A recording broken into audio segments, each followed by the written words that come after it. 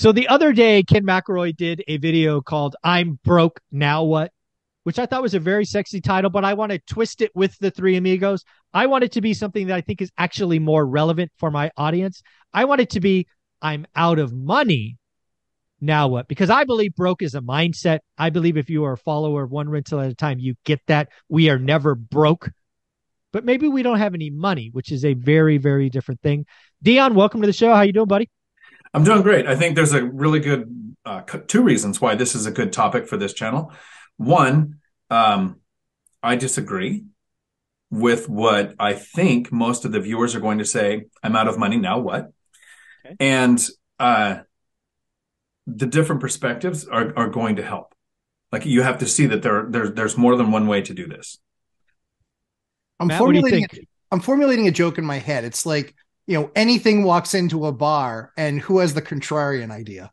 Like, yeah, there's something there, but you're not quite sure. Dion, you need to change your channel name to like the lazy contrarian, If you can't devil's advocate your thought, don't tell it to someone else.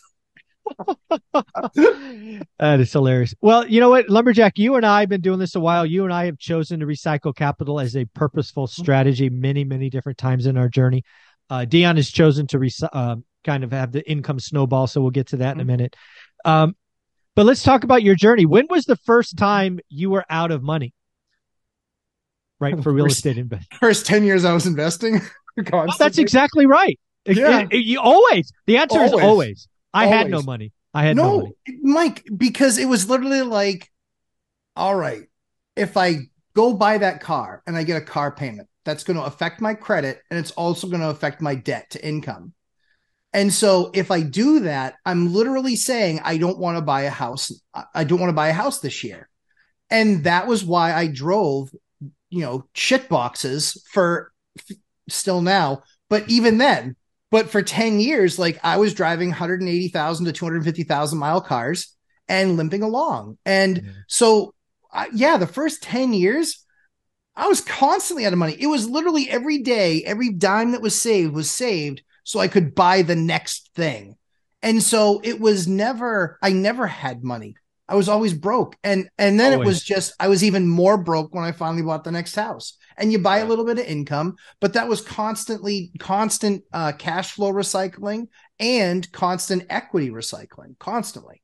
Yeah, if you were going to go back and look at my cash balances, other than the emergency account, right, Sure. which I did, which grew over time, but it was always for me separate because you just never know. I came into my game, as I wrote about in my book, One Rental at a Time, with 40 grand. We never had that again. We never had 40 grand, right? And that 40 grand was gone after 3 houses. Yep. 20 grand, 10 grand, 10 grand, gone. I was done. We were broke all the time. We were broke. Yeah, for a decade. Yeah. Broke. Just broke, like cash poor. Even though we were millionaires on paper, which again is a stat that I hate, but everybody talks about it. Can't spend we it. were probably a millionaire on paper year 8, year 7, year 8, somewhere in there. And but yeah, cash. Other than the emergency account, never more than 40 or 50 grand. Because it was always save, buy, save, buy. It's kind of like we'd always get to a number and then we'd buy the next thing. I got loans on cars, all this kind of stuff.